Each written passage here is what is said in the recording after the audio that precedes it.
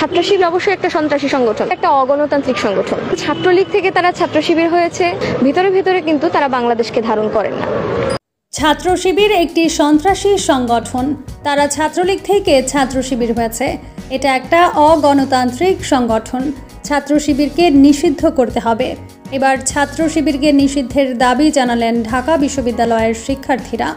Doctor Yunus ক্ষমতা পাওয়ার পর থেকে আত্মপ্রকাশ করতে শুরু করেছে শিবির সংগঠনের নেতারা। সম্প্রতি কোটা আন্দোলনের কেন্দ্রীয় সমন্বয়ক থেকে ঢাকা বিশ্ববিদ্যালয়ের ছাত্র শিবির হওয়ার ঘটনার প্রশ্ন তুলেছে জনমনে।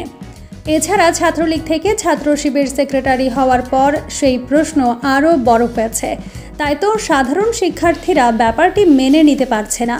কয়েকদিন আগে শিবির সমন্বয়ক মানি না মানব না স্লোগানে আন্দোলনের পর এবার মুখ খুলেছে ঢাকা বিশ্ববিদ্যালয়ের আরেক শিক্ষার্থী। তিনি বলেন, ছাত্র শিবির একটি অগণতান্ত্রিক সংগঠন, তারা একটি সন্ত্রাসী সংগঠন। ভেতরে ভেতরে তারা বাংলাদেশকে ধারণ করেন না। এই সংগঠনকে সামনে আনার কোনো দরকার নেই, বরং তাদের নিষিদ্ধ করা উচিত। এই সংগঠনটি মুক্তিযুদ্ধের সময় বুদ্ধিজীবী হত্যা করেছে এবং 5 আগস্টের পর থেকে তারাই জাতীয় সঙ্গীত পরিবর্তন চাচ্ছে, পাকিস্তানের প্রতি ভালোবাসা দেখাচ্ছে। বাংলাদেশে আমরা কোনো ধর্মভিত্তিক রাজনীতি চাই না এবং রাজনীতিতে ধর্ম টানা যাবে না। তারা কপালে বাংলাদেশের পতাকা বাঁধলেও ভেতরে ভেতরে বাংলাদেশকে তারা ধারণ করে না। প্রিয় দর্শক, ছাত্র শিবির নিয়ে এই মন্তব্যটি আপনি কিভাবে দেখছেন সেটা অবশ্যই কমেন্ট করে জানাবেন।